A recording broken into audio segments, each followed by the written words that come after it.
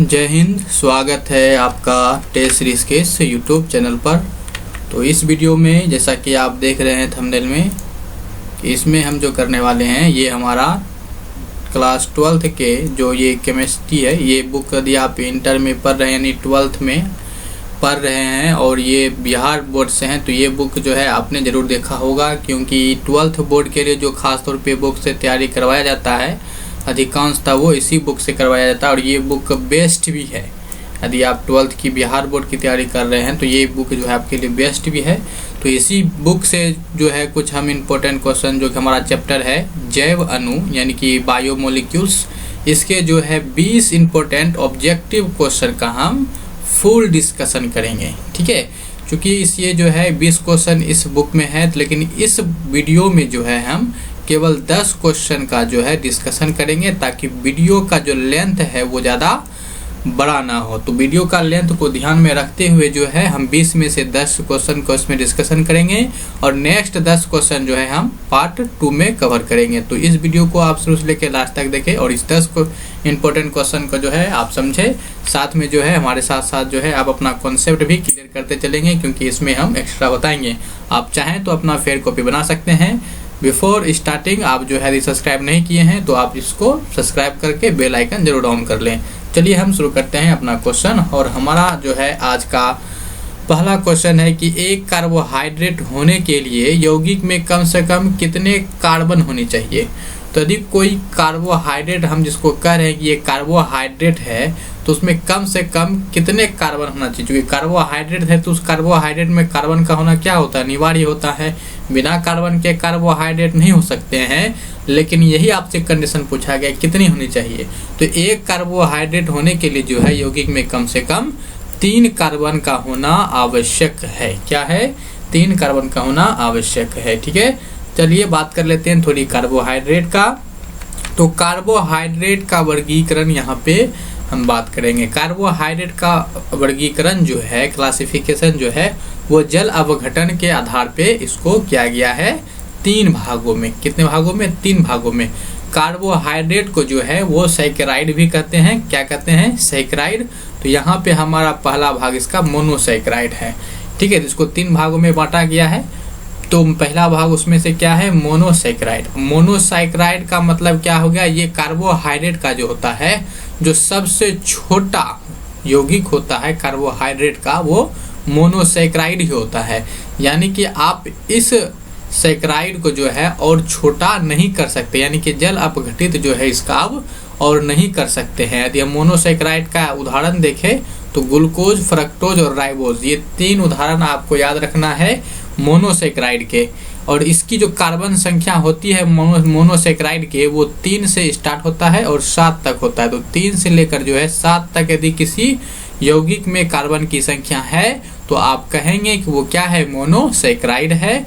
और आपसे ये बात ध्यान रखेंगे, ये सारा पॉइंट जो है एनसीईआरटी बेस्ड है कि इसमें मोनोसैकेराइड जो है लगभग जो है अभी तक प्रकृति में 20 मोनोसैकेराइड ज्ञात हुआ है। ठीक है, तो मोनोसैकेराइड की संख्या प्रकृति में कितनी है?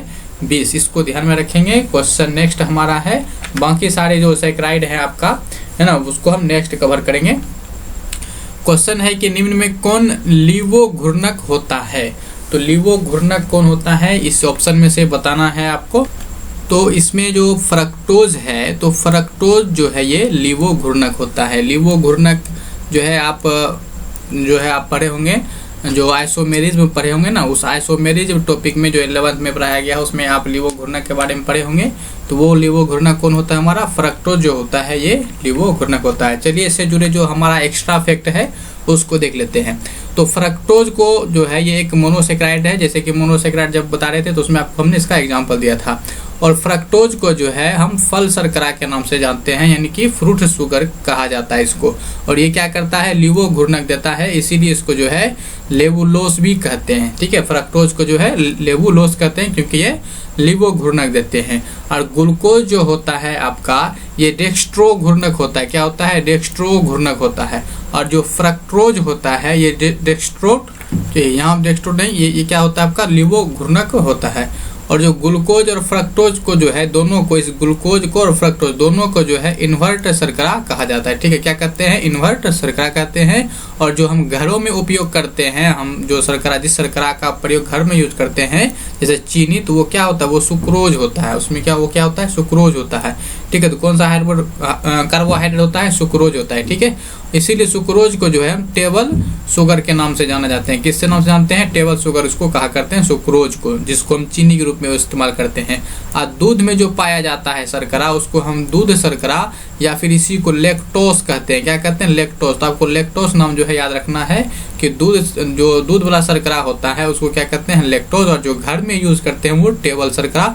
आपसे एग्जाम में क्वेश्चन कैसे पूछेगा? आपसे पूछेगा टेबल शर्करा किसे कहा जाता है? तो सुक्रोज को टेबल शर्करा कहा जाता है। और आपसे पूछेगा कि फल शर्करा यानी कि फ्रूट शुगर किसको कहते हैं? तो वो फ्रक्टोज को कहते हैं। तो ये पॉइंट को आपको याद रखना बहुत जरूरी है, जो कि यहाँ पे हम वही एक्स्ट्रा पॉइंट बता रहे हैं जो आपके एग्जाम से आएंगे। ठीक है, क्वेश्चन हमारा नेक्स्ट क्या है कि निम्न में कौन सा कार्बोहाइड्रेट टोलेंस अभिकर्मक के साथ रजत दर्पण देता है? तो टोलेंस अभिकर्मक के साथ कौन देता है? तो ग्लूकोज जो है, ग्लूकोज कार्बोहाइड्रेट जो है, ये ग्लूकोज एक कार्बोहाइड्रेट है जो कि क्या करता है? टोलेंस अभिकर्मक के साथ जो है रजत दर्पण देता है। ठीक है, यहाँ पे आप इसका समीकरण यहाँ पे देख सकते हैं। ये जो है आपका ग्लूकोज है, यहाँ से लेके इस तरह का ये पूरा क्या है? ग्लूकोज है। और ये यहाँ पे जो है सिल्वर ऑक्साइड से अभिक्रिया किया और इस तरह से ये है ना जो है क्या दिया? सिल्वर रजत दिया, निकिल। ठीक है, ये सिल्वर रजत दिया। और ये अलग से क्या बनाया? ग्लूकोनिक एसिड बनाया। क्या बनाया गया? Gluconic acid. तो यहाँ पे आप समीकरण देख सकते हैं। क्वेश्चन हमारे पास नेक्स्ट क्या है कि निम्न में कौन सा कार्बोहाइड्रेट वनस्पति कोशिका का आवश्यक घटक है? तो वनस्पति जो कोशिका का आवश्यक घटक है वो कौन है? तो सेलुलोज जो है, ये कार्बोहाइड्रेट जो है वनस्पति कोशिका का क्या है? आवश्यक घटक है। सेलुलोज के बारे में यदि आपको ध्यान रखना है तो क्या रखना? पहली बात तो ये ध्यान रखिए कि ये जो होता है केवल पौधों में ही पाया जाता है, जंतु में सेलुलोज नहीं पाए जाते हैं। किसमें पाए जाते हैं? पौधा में पाए जाते हैं। और सेलुलोज जो है पृथ्वी पर सर्वाधिक मात्रा में पाए जाने वाला कार्बनिक यौगिक है। क्या है? कार्बनिक यौगिक है। यदि कार्बन कोई तत्व पूछता कि पृथ्वी पर सबसे अधिक कौन सा तत्व पाया जाता है, कार्बनिक तत्व, तब कार्बन होता है, लेकिन ये यौगिक है। ठीक है, तो सेलुलोज क्या है? कार्बनिक यौगिक है जो कि पृथ्वी पे सबसे अधिक पाया। जितना भी आप पेड़ पौधा जानते हैं कि सबसे ज्यादा क्या है? पेड़ पौधा है। तो सब पेड़ पौधा में क्या पाया जाता है? सेलुलोज।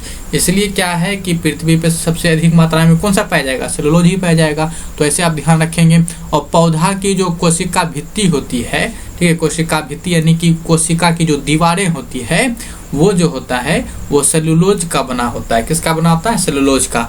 और यहाँ पे सेलुलोज का फार्मूला देख सकते हैं। एग्जाम की दृष्टि से इसको याद नहीं रखना है, बस दिखाने के लिए है। ये तीनों पॉइंट जो है आप सेलुलोज के बारे में ध्यान रखेंगे। क्वेश्चन नेक्स्ट हमारे पास क्या है? सुक्रोज का जल अपघटन क्या कहलाता है? यानी सुक्रोज का जल अपघटन क्या कहलाता है ये आपको बताना है। तो सुक्रोज का जल अपघटन जो है इसको इन्वर्सन कहते हैं। क्या कहते हैं? इन्वर्सन। ठीक है, तो सुक्रोज जो होता है ये जब इनका जल अपघटन होता है तो इससे जो है ग्लूकोज और फ्रक्टोज ये दो चीज बनता है। ठीक है, यहाँ सुक्रोज का फॉर्मूला देख सकते हैं। सुक्रोज मतलब चीनी का फॉर्मूला है ना, चूंकि जो चीनी को हम क्या कहते हैं? सुक्रोज कहते हैं। ठीक है, केमिकल भाषा में उसको यानी कि रसायन की भाषा में उसी को सुक्रोज कहते हैं। तो यहाँ पे उसका फॉर्मूला है। यहाँ पे यही जब इसका जब जल अपघटन कीजिएगा तो ग्लूकोज और फ्रक्टोज आएगा। ठीक है, दोनों का ही जो है फॉर्मूला सेम होता है, फॉर्मूला में कोई अंतर नहीं होता है, लेकिन इसके घूर्णक में अंतर हो जाता है। ठीक है, तो ग्लूकोज और फ्रक्टोज जो होते हैं ये अपचायक प्रकृति के होते हैं। जो आपका ग्लूकोज और फ्रक्टोज ये दोनों क्या होते हैं? अपचायक प्रकृति के होते हैं। ये काफी इंपॉर्टेंट पॉइंट है, ध्यान रखेंगे। और सुक्रोज जो होता है ये अपचायक प्रकृति का नहीं होता, ये अपचायक नहीं होता है, लेकिन ये दोनों जो है अपचायक प्रकृति के होते हैं। तो ये जो है आपके साथ में जो है एक्स्ट्रा फैक्ट जो है इसको आप नोट कर लेंगे फटाक से। क्वेश्चन हमारे पास नेक्स्ट है कि निम्नलिखित में कौन सर्वाधिक मीठा शर्करा है? तो यहाँ पे बताना है ऑप्शन के अकॉर्डिंग कौन सबसे अधिक मीठा शर्करा है, जल्दी से बताइए। तो जो सबसे अधिक मीठा शर्करा है तो वो फ्रक्टोज है। क्या है? तो फ्रक्टोज जो है सर्वाधिक मीठी शर्करा है। क्या है? फ्रक्टोज। ठीक है, लेकिन ये ध्यान रखेंगे सर्वाधिक मीठी शर्करा जो है वो फ्रक्टोज है, लेकिन ये प्राकृतिक रूप में है। ठीक है, जो प्राकृतिक रूप में है। यदि आपसे यही पूछ देता कि कृत्रिम सर्वाधिक कृत्रिम मीठा कौन है, तब वहां पे हमारा सैकरीन हो जाता है। क्या होता है? सैकरीन। यानी सैकरीन जो है सबसे अधिक मीठा शर्करा है, लेकिन ये सैकरिन जो होता है ये कृत्रिम मीठा शर्करा है, जबकि जो फ्रक्टोज है ये प्राकृतिक है। आपको पता है कि सुक्रोज को जो है हम क्या कहते हैं, टेबल शुगर के नाम से जानते हैं, इसको हम चीनी भी कहते हैं। ठीक है, तो दोस्तों जो है यदि आपने, ठीक है, यदि आपने क्या किया है ना, वीडियो को जो है आपने लाइक नहीं किया है तो इस तुरंत जो है इसको लाइक कर दीजिए। यदि आपको कुछ कोई चीज़ डाउट आ रहा है तो जो भी डाउट है आप डाउट को जो है कमेंट सेक्शन में बता सकते हैं कि आपका डाउट है, हम उसको नेक्स्ट वीडियो में जो है कवर करके बताने का कोशिश करेंगे। और वीडियो को जो है शेयर करना बिल्कुल भी नहीं भूलिए। अभी तक सब्सक्राइब नहीं किए हैं तो सब्सक्राइब करके जो है बेल आइकन को ऑन कर लीजिए। चलिए हम क्वेश्चन की तरफ बढ़ते हैं। क्वेश्चन हमारे पास क्या है कि मल्टोस जल अपघटन द्वारा देता है, यानी कि जब मल्टोस का जो है जल अपघटन करते हैं तो क्या देता है। तो जब मल्टोज का जल अपघटन कीजिएगा तो आपको ग्लूकोज मिलेगा। तो मल्टोज जो है जल अपघटन के द्वारा ग्लूकोज देता है। ठीक है, तो यहाँ आप मल्टोज का जो है पूरा का पूरा फार्मूला देख सकते हैं। फिर से वही बात है कि एग्जाम की दृष्टि से, बिहार बोर्ड एग्जाम की दृष्टि से जो है आपको ये फार्मूला याद नहीं रखना है। ठीक है ना, फार्मूला याद नहीं रखना है, ये बात आप ध्यान रखेंगे। और मल्टोज के बारे में एक बात ध्यान रखिए कि ये जो होता है ये एक अपचाई शर्करा है। ठीक है, ये ध्यान रखेंगे, बाकी सर आप चाहें तो रोक के पढ़ सकते हैं। जीवन तंत्र में एंजाइम है, तो एंजाइम क्या होता है आपको ये बताना है कि एंजाइम क्या होता है। तो एंजाइम जो होता है ये जैविक क्रिया को क्या करता है, उत्प्रेरित करता है। तो एंजाइम क्या करता है, ये जैविक क्रिया को उत्प्रेरित करने का काम करता है। ठीक है, ठीक है, आप ध्यान रखेंगे। और एंजाइम के बारे में जितने भी पॉइंट है आप यहाँ से नोट कर सकते हैं, स्क्रीनशॉट ले सकते हैं, इसको हम समझा देते हैं। एंजाइम जो होते हैं, जितने भी एंजाइम हैं, लगभग सभी एंजाइम जो होते हैं ये गोलिकाकार प्रोटीन, सभी गोलिकाकार प्रोटीन होते हैं। ठीक है, क्या होते हैं ये ध्यान रखने की बात है। ठीक है, और जो आपका ये जो होता है किसी अभिक्रिया की जो प्रगति है, गति है, उस गति की जो है एंजाइम, तो एंजाइम की वहाँ पे यदि हम बहुत कम मात्रा ही दें तो उस अभिक्रिया की जो गति को जो है वो काफ़ी प्रभावित कर देगा। यानी कि उसकी गति को बढ़ाना है तो एंजाइम की यहाँ पे आवश्यकता है, बहुत कम मात्रा में एंजाइम चाहिए। ठीक है, एंजाइम जो होता है ये जो एक्टिवेशन एनर्जी होता है, यानी कि सक्रियण ऊर्जा होता है, उसके जो परिमाण होता है उसको क्या कर देता है, कम कर देता है। जो एक्टिवेशन एनर्जी होता है जितनी कम कर देता है, यानी कि ये क्या है कि ये आप कह सकते हैं कि ये पहुंच बनाता है कि हम कोई काम जैसे करते हैं तो ना कि वहाँ हमसे वो काम नहीं होता है, लेकिन वहीं कोई पहुंच वाला आदमी होता है, जान पहचान का होता है, तो उससे काम कराना क्या हो जाता है, ज़्यादा आसान हो जाता है। तो उसी तरह से ये जो एंजाइम है उसी तरह से काम करता है। जो काम जटिल से होगा, देरी से होगा, यदि वहाँ पे थोड़ा सा जो है आपका एंजाइम पहुँच जाए, यानी कि एंजाइम की पहुँच उस अभिक्रिया में आ जाए तो वो अभिक्रिया जो है तुरंत ही क्या हो जाएगा। तो वहाँ पे फिर हमारा मेहनत, यानी कि अभिक्रिया की जो मेहनत है उसको एक्टिवेशन एनर्जी कहते हैं, उसकी आवश्यकता नहीं होता है। एंजाइम के आने से उसमें जो है ऑटोमेटिक फुर्ती आ जाता है। ठीक है, तो एंजाइम की इतनी पावर है। तो एंजाइम के जो होता है ये 37 डिग्री सेल्सियस ताप पर जो है ये काफ़ी एक्टिव होते हैं, अति सक्रिय होते हैं, यानी काफ़ी एक्टिव होते हैं। जबकि 60 डिग्री सेल्सियस पर जो है ये डीएक्टिव हो जाते हैं, मतलब कि काम नहीं करते हैं। ठीक है, तो ये आप ध्यान रखेंगे एंजाइम से संबंधित बातें। क्वेश्चन हमारा नेक्स्ट है कि रतौंधी किसकी कमी से होता है। तो रतौंधी जो है ये विटामिन ए के कमी से होता है। यदि आपको रतौंधी हो रहा है तो आपको विटामिन ए का अच्छा स्रोत क्या है, गाजर। जब गाजर का समय आए तो गाजर जरूर खाइए, इससे रतौंधी नहीं होगा, आंख की शक्ति बढ़ेगा। रतौंधी में क्या होता है कि रात में देखने में जो होता है दिक्कत होता है। ठीक है, विटामिन ए का रासायनिक नाम जो होता है वो रेटिनॉल होता है। ये ध्यान रखेंगे क्या होता है, रेटिनॉल होता है।